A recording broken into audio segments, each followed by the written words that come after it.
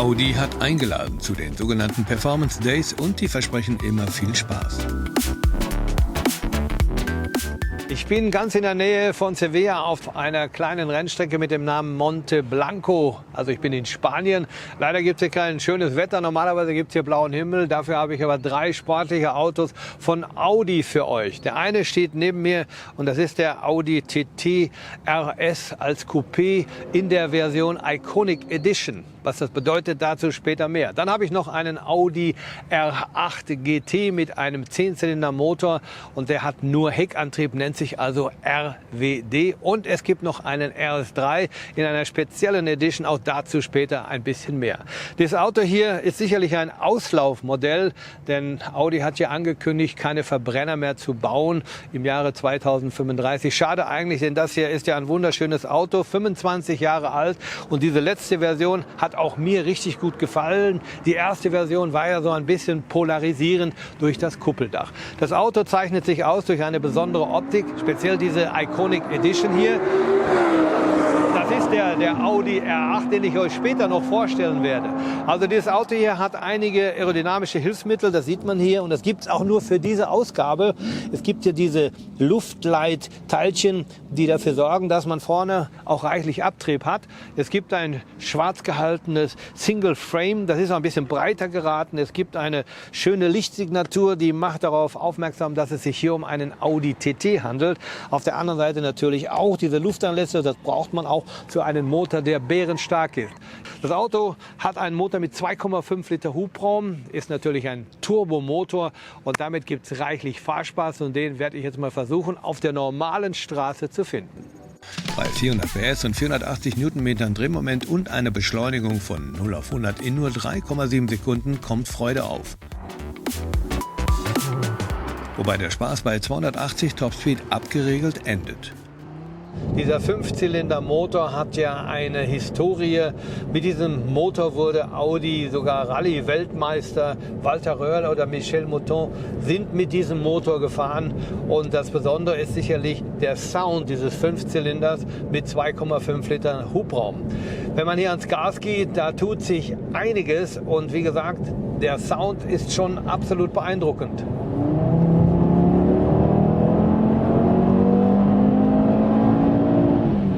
Tja, schade eigentlich, dass das ab 2035 zumindest in einem Neuwagen nicht mehr möglich sein wird. Ich kann mir vorstellen, die Leute, die sich für einen solchen TT interessieren, für diese Iconic Edition, die werden viel Spaß haben, auch über das Jahr 2035 hinaus. Und ich glaube auch, dass es bei einem solchen Auto eine gewisse Wertsteigerung gibt. Mechanisch ändert sich nichts. Es gibt die 7-Gang S-Tronic, also ein DSG-Getriebe, weiterhin ein Bombenfahrwerk mit einem Allradantrieb mit Lamellenkupplung. Nochmal ein bisschen zu den technischen Daten. Also es gibt hier 20 Zoll Räder, die sind also relativ groß und dadurch hat das Auto auch ein gutes Fahrverhalten.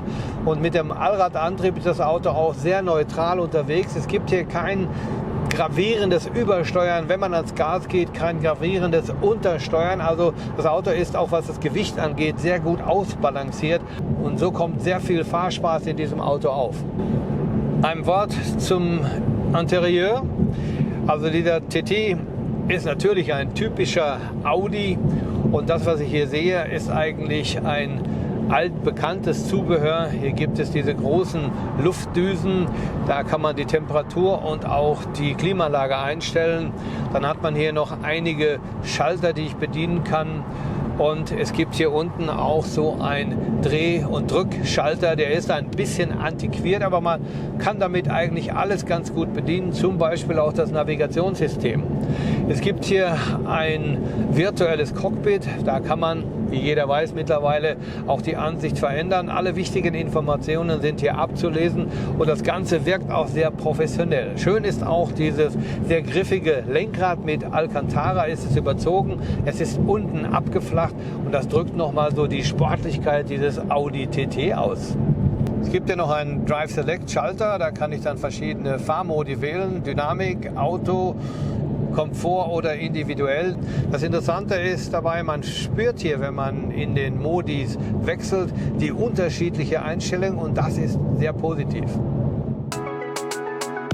TT-Fans, Sammler und vielleicht auch Spekulanten lieben diese Form und sicher auch das Performance Aero Kit. Vieles ist in glänzend schwarz gehalten, was sehr gut aussieht. Auch innen zeigt dieser RS neue Sitze, Farben und Materialien. Mit diesem Cockpit-Design ist man ganz vorne. 100 Autos sollen nur gebaut werden. Da wird die Nachfrage sicher sehr groß sein. Ja, der TTS ist ja das Sportcoupé in unserem Portfolio und wir haben uns bei der Edition wirklich auf die zwei TT-Eigenschaften und Charakteristika fokussiert, nämlich Design und Performance. Und das sind einfach die beiden Dinge, die man sofort sieht. Das Aero-Kit ist auf jeden Fall auf den ersten Blick sichtbar, ganz wichtig für die Performance und ja natürlich auch das Nardo Grau und überhaupt die dunkle Eleganz im Exterieur und Interieur, die sprechen dann natürlich für sich und die sind genauso sportlich. Ja, zum Schluss meine Meinung zu diesem Audi TT Coupé RS in der Iconic Edition. Es ist schon ein ganz besonderes Auto, hat reichlich Bums, gute Fahrleistungen, einen relativ hohen Preis, aber er sieht natürlich auch ganz besonders aus. Und ich würde sagen, von mir gibt es einen Daumen hoch in Sachen Fahrspaß und auch Fahrleistungen. Der Preis für diese Ikone 113.050 €. So, und jetzt stehe ich neben einem Audi RS3. In diesem Fall ist das eine Limousine, ein Sedan. Bei uns ist ja diese Modellvariante nicht so ganz beliebt. Da fährt man lieber einen Sportback. Technisch sind aber die beiden Modellvarianten gleich.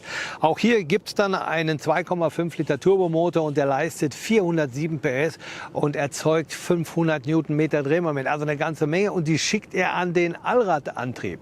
Und mit einem Allradantrieb ist es nicht so ganz einfach zu driften und Driften macht natürlich wahnsinnig viel Spaß, ist aber nicht so leicht zu handeln. Und da haben die Ingenieure eine gute Idee gehabt, einen Torque-Splitter.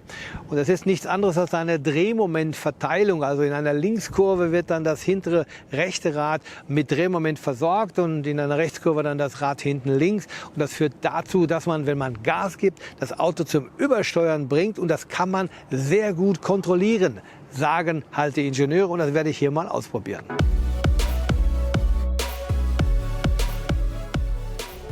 So, jetzt geht's los mit diesem RS3 Performance Edition auf die Handlingstrecke oder Driftstrecke. Das Ganze gestaltet sich so, dass ich versuchen werde, so quer wie möglich zu fahren und die 407 PS und 500 Newtonmeter Drehmoment ausgiebig zu nutzen, um Fahrspaß zu bekommen. Also, auf geht's! Deutlich spürt man das optimierte Steuerungsgerät mit neuer Software. Der Motor spricht sofort an. Serie ist das Sportfahrwerk mit adaptiver Dämpferregelung, die RS-Abgasanlage und eine perfekt funktionierende Keramikbremse. Serie sind auch die Schalensitze für Fahrer und Beifahrer, in denen man wie angeschraubt sitzt. Nur 300 Exemplare werden von dieser Performance Edition gebaut. Schade eigentlich.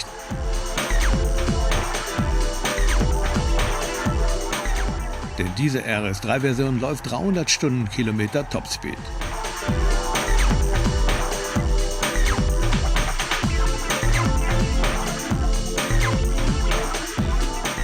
Optional sind Matrix-LED-Leuchten und aufregend ist die Farbkombination Schwarz-Grau vorne und hinten.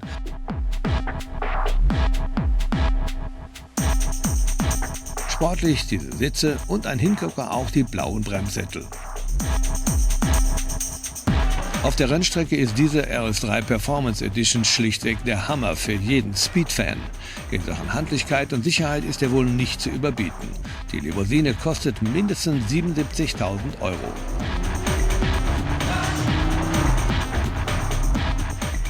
Um es vorwegzunehmen, dieses R8 Coupé V10 GT RWD kostet 225.000 €. Die V8-Variante wird es nicht mehr geben.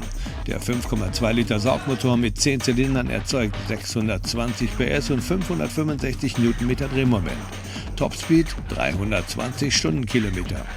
Neu ist die Torque-Rear-Funktion. Hier kann individuell die ESC-Unterstützung gewählt werden. Neu ist das schnelle 7-Gang DSG-Getriebe.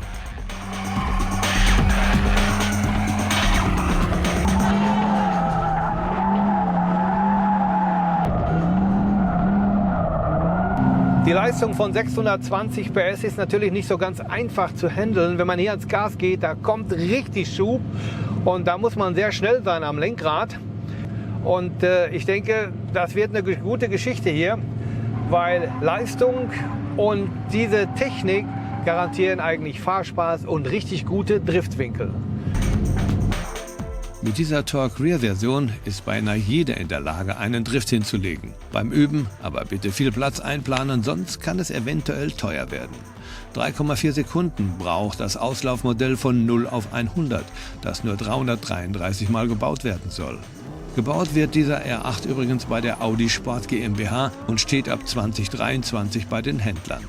Daher gönne ich mir den Spaß und drehe auf der Rennstrecke noch ein paar schnelle Runden. Schade, denn gerade der 10-Zylinder erzeugt einen unglaublichen Motorsound, den ich sicher vermissen werde. Das neue Getriebe erlaubt schnelle Schaltzeiten. Das verhindert den Leistungsabriss in Kurven, wenn geschaltet wird. Somit ist dieser R8 sehr sicher unterwegs. Bei dem genannten Preis von 225.000 Euro werden wohl nicht viele von diesem Auto Abschied nehmen können. Leider.